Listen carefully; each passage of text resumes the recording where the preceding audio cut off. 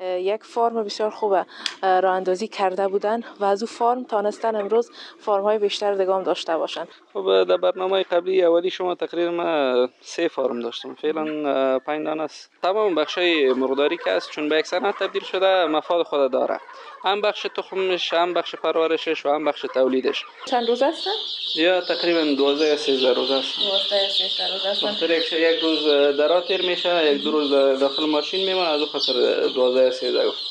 الان دستانم یک دانه است، خردترینشان است فکر کنم. یک دانه مرغ چون ایزی فکر کن ذره ازی بسیار خوب جذب نشده.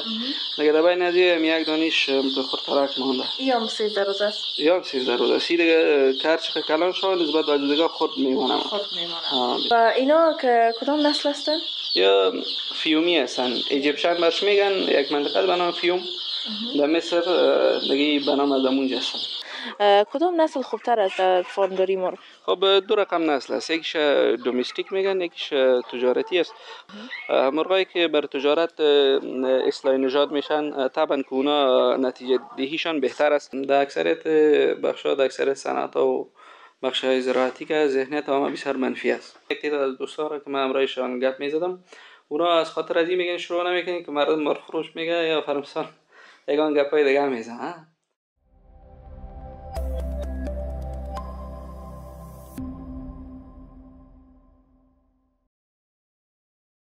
به نام خداوند بخشاینده و مهربان. سلام خدمت تمام شما بینندگان عزیز و نازنینم. انشالله که خوب و صحتمند و سرحال باشین و کنار فامیلای عزیزتان، چینل خودتان پنجره افغانستان بیننده باشین. باز هم در خدمتتان قرار گرفتیم با یک برنامه جدید. البته از این برنامه قرار است باز هم از تجارت‌های کوچک براتان معلومات داشته باشیم که چگونه میتونید تجارت کوچک آغاز کنین و چگونه تجارتتان در راه موفقیت قرار بگیره، از تجارتتان درآمد داشته باشین. امروز هم آمدیم تا یکی از هموطنای ما که یک فرم بسیار خوب راه اندازی کرده بودن و از او فرم تانستن امروز فرم های بیشتر دیگه هم داشته باشن. شما بیننده برنامه باشین، همچنان لایک و سابسکرایب هم فراموش نکنین، ما را همراهی کنین.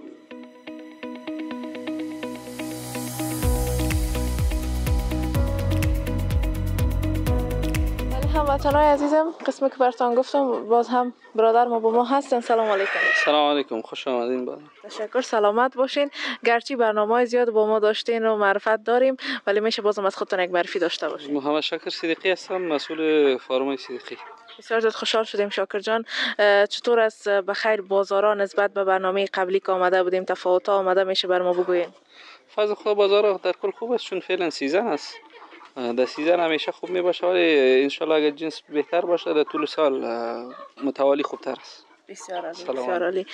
ما در شروع برنامه برای هموطنای ما گفتم یکی از کسایی هستین که با تجارت کوچکی که آغاز کرده بودین که برنامه قبلی داشتیم، فعلا نام خدا دیگه پیشرفت‌های زیاد کردین، میشه که بر ما یادآور شوین؟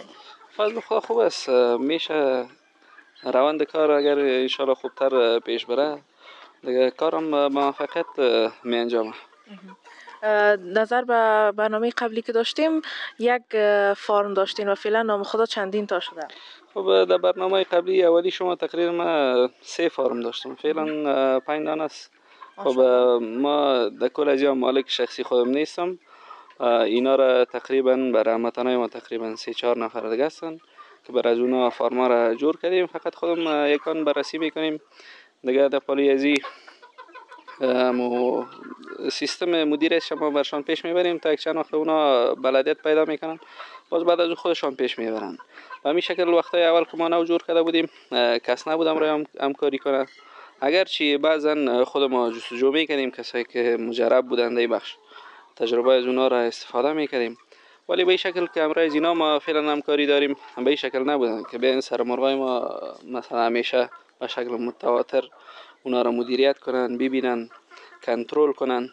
دیگه امروز اونا ما همکاری میکنیم تا هم برای اونا یک فرصت شغلی برابر شه و هم در پاری از این چونی کار زنجیره‌ای است، هم کار ما میشه امروز اونا و هم کار خود از اونا پیش میره. بله بدون شک. چقدر عالی است دوستا که هم زمینه کار برای یک تعداد از هموطنای ما فراهم ساختن و همی که کمکشون میکنن در عرصه، چون هر کار که آدم آغاز میکنه به تجربه نیاز داره دیگه. 100% بالکل. باز خصوصا کار مرغاک است چون کار زنده جان است، یک سلسله تجارب خاص را نیاز داره. اگرچه بعضی میتونن همراه با بعض کتاب خواندن یا مثلا بعضی سیستم های دیگر مقالات که نوشته شده از اونها هم یاد بگیرن.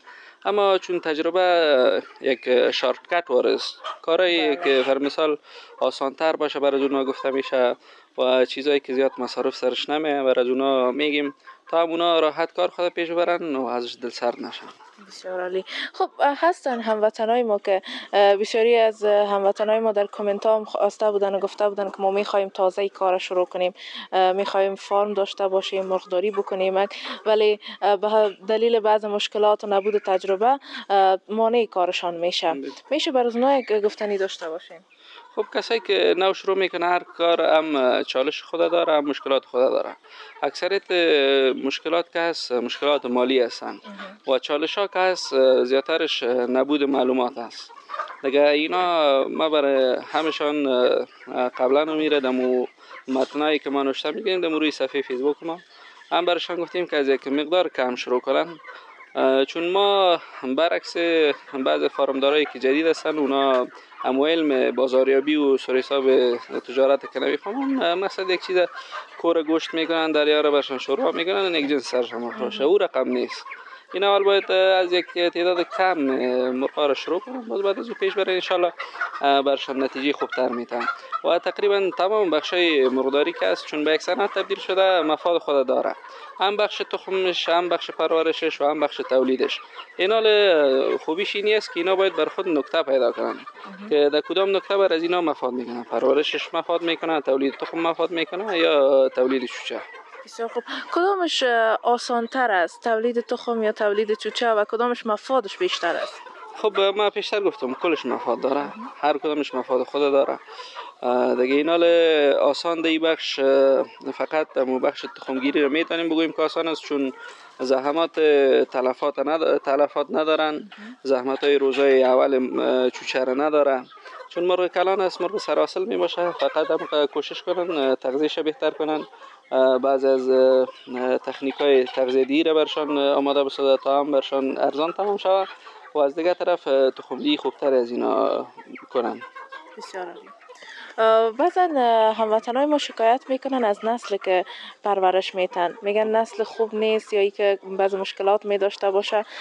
کدام نسل خوبتر از در فارمداری مرغ؟ خب دو رقم نسل است، یکیش دومستیک میگن یکیش تجارتی است. خب ساده بگویم یکیش محلی است یکیش تجارتی است. مرغایی که بر تجارت اصلاح نژاد میشن طبعا که اونا نتیجه دهیشان بهتر است، ولی در پالوی از قیمت های از اونا باز بالاتر است. اما مرغایی که فر مثال لوکال است یا محلی هستن مثل مرغای گلدن که است، گلدن اگر شو مرغای رنگ است خب مردم برش گلدن مصری میگن، مصری نیستن، رنگ هستن، یعنی نسل خاص نداره، ارجل هستن. اونا دیگه برای فامیلاست، بر خانواده است که اونا هر چیز در خانه مثلا برابر میشه برشان میتن، از او خاطر دیگه او بازو که نتیجه بالا نداره که اونا از تقاضا دارن.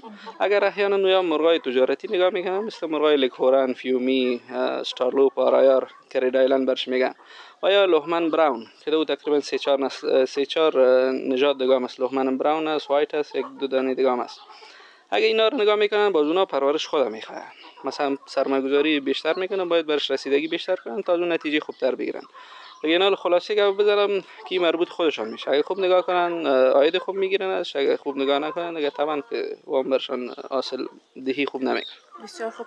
یک سوال که میخوایم از شما پرسان کنم، در طول وقتایی که مثلا شما فارمداری را آغاز کردین تا فعلا کدام وقت بیشترین عاید داشتین و چقدر بوده بیشترین عایدتان؟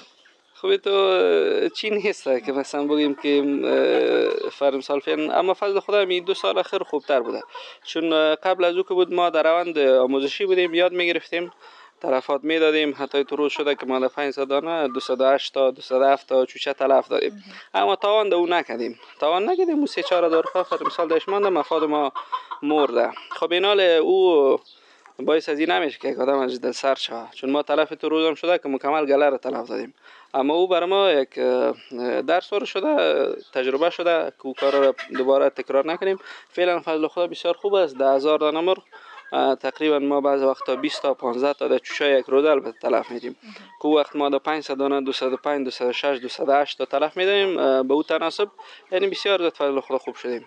دیگه تو کار آزاد که هست، تو درآمد مطلق نداره که ما برات بگیم که اینقدر است، اما خوب است فضل خدا از کارهای دفتری که خوب است. بسیار عالی. هموطنای ما که دوست دارن تجارت فارمداری را آغاز کنن، ولی یک مسئله که در ذهنشان می باشه این است که ما سرمایه مناسب نداریم. از کدام سرمایه میتونن آغاز کنن؟ خب گپ اینجاست، من خودم از 4000 روپیه شروع کرده بودم، یعنی او 4000 روپیه به اینجا نرسیده. یعنی منظور می است که در جریان از این دیگه بر از او پول پمپ کردیم، مثلا در فارم دیگه پول برش اضافه کردیم، قرض کردیم، اما خوبیش اینی بوده که همون 4000 روپیه بر من نظر داد، کار مرا پیش برد و فعلا فضل خدا زیاد است. یعنی منظور به دیگه پی است که میتونه از 3000 4000 5000 شروع کنه، از 10 مارک 5 مارک، لازم نیست که از 500 600 مارک شروع کنن، همون 10 20 30 50 دانه شروع کنن، راحت کار خود پیش ببرن.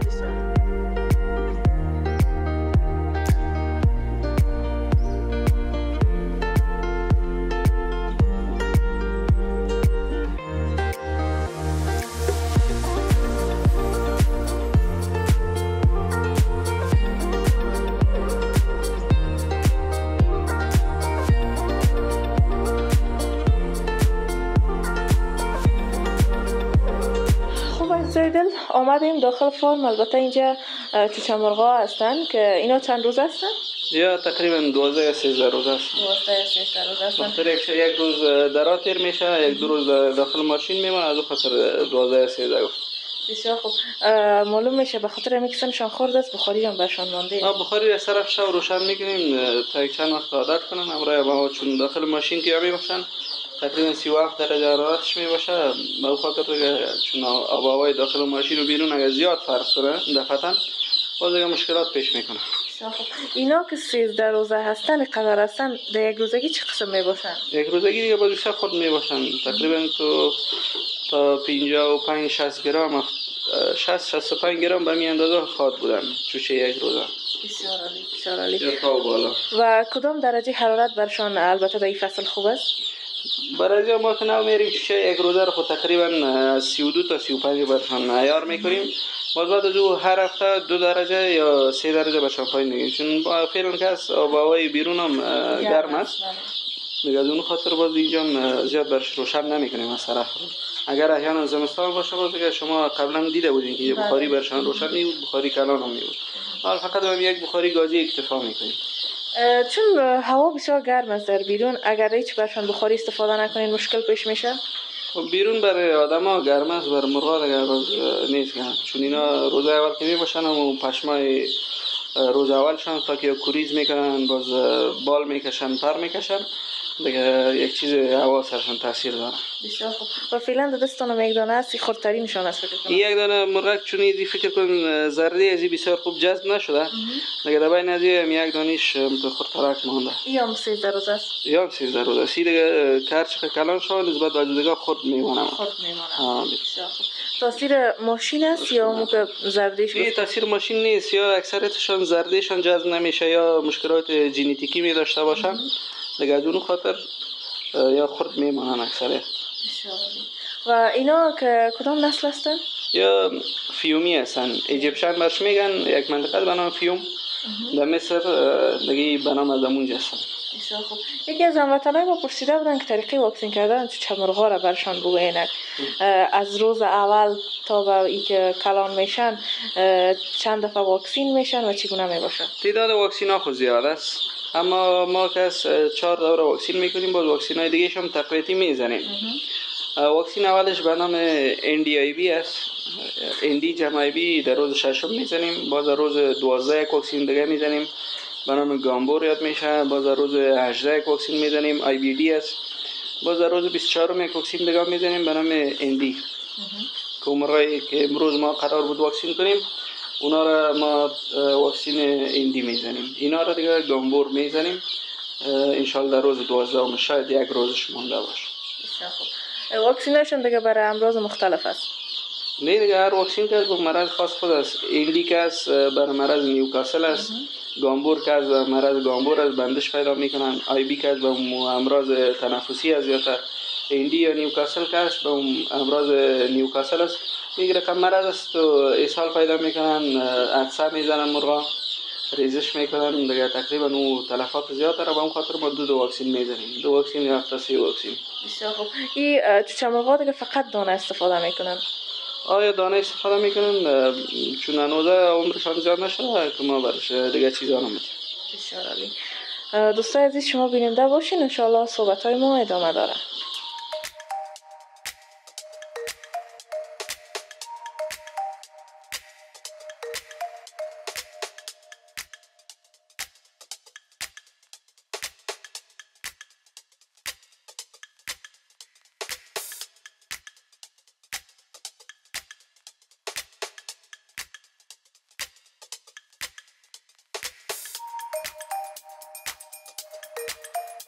خب شاکر جان، بعضا هموطنای ما هستن که شکایت میکنن از این که مثلا مرغای یک روزه زنده نمیمونه.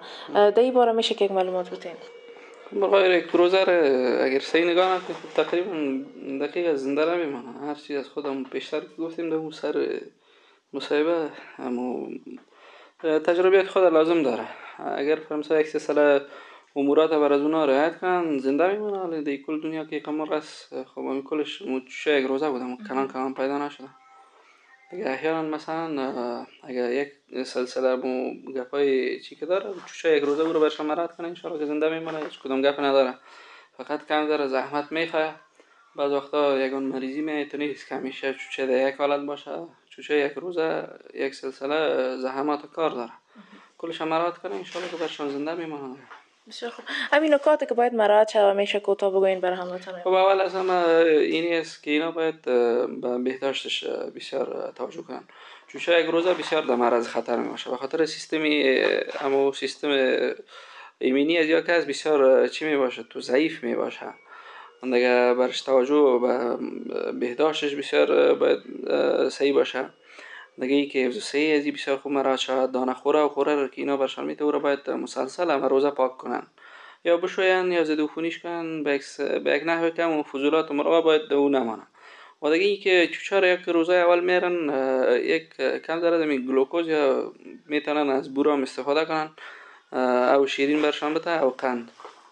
یا اگر او را نمیتونن مثلا میتونن که از او گور استفاده کنن همراه شیر تا اون زردی که داخل بدن مرغا هست اونا جذب شوند و دیگه ای که رودای اونا همیشه پاک باشه.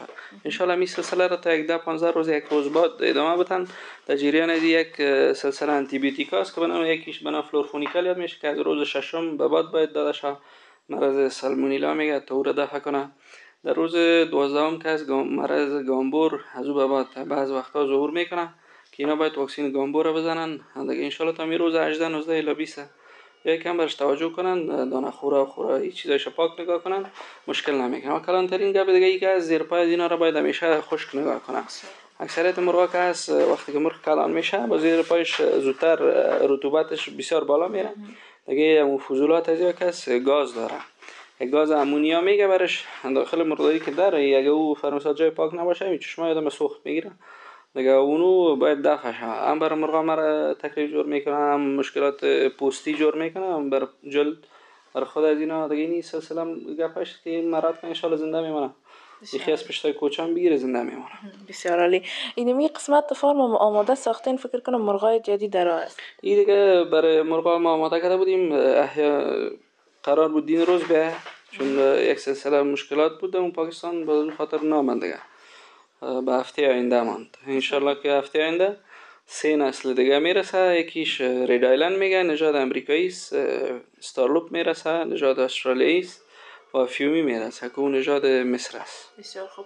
این 3 نسل هر سهش دیگه یک روزه دو روزه میباشه. کل مرغای ما که اینجا ما اینجا پرورش میدیم. یک بخش تولیدی داره مرغداری، یکی بخش پرورشی داره. اینجا یکی از بخش پرورشیش هست دیگه. از چوچا یک روزه ما کلان میکنیم، مرغ کلان نمیره. بسیار خوب.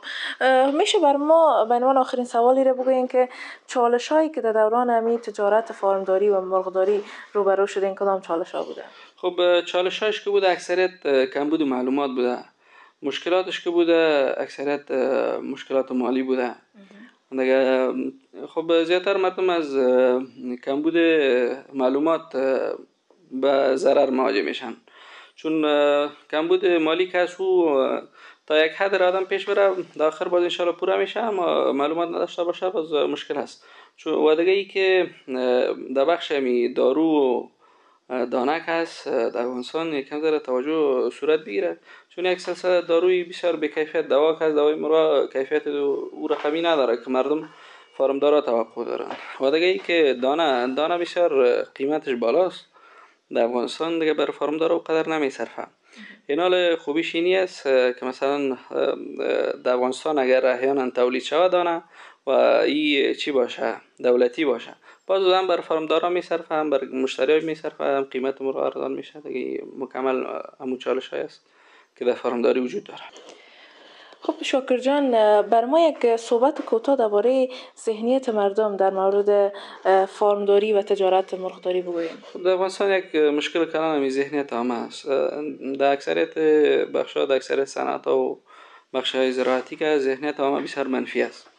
مثلا در بخش مرغداری یک ذهن اگرچه خودش واقعا کمی مرغ فروشی است دیگه، اما این که یک مفهوم منفی شده در بین مردم، این بسیار زننده است. مردم ناراحت میکنن. یک تعداد از دوستا را که من همراهشان گپ میزدم، اونا از خاطر از این میگن شروع نمیکنین که مردم مرغ فروش میگه یا فرمسال یگان گپای دیگه میزنن دیگه. از این خاطر یا فرمسال یکی را ترکاری فروش میگه، یکی را یک رقم میگیره که دیگه اینی ذهنیت باید در افغانستان از بین بره.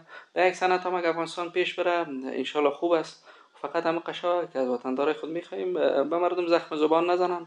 اونایی که کار نمیتونن، کسایی که کار میکنن و نباید مثلا به انرژی بسازن یا فرمسال هم انرژی از اونا را کم بسازن یا برشان یک رقم ذهنیت منفی بده که همی کار خود الا بتن. دیگه بر کسایی که فرمسال پول مانده باشه از بالا جای، بر از اونا خود مشکل جور نمیکنه. و کسایی بیچاره کار میکنه اون دارم دلشان هم بیزنه دیگه گپ خلاص میشه. فقط میره میخوایم از مردم که به کارا مثلا ننگ پیدا نکنن. کارا کل کار که از خوب است، فقط از بعضی کارهای ناموسی خداوند نگاه کنن دیگه کل کار خوب است. بسیار زیاد تشکر میکنم. انشالله که مشکلاتی که از تمامش حل شود در جامعه ما.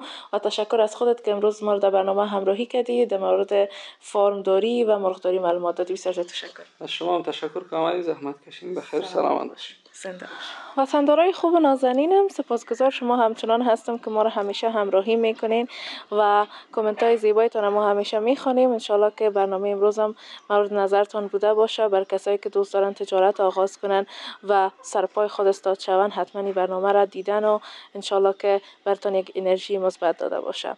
عزیزای دل، منتظر لایک، سابسکرایب و کامنت های زیبایتان هستم. تا برنامه بعد، خداوند نگهدار.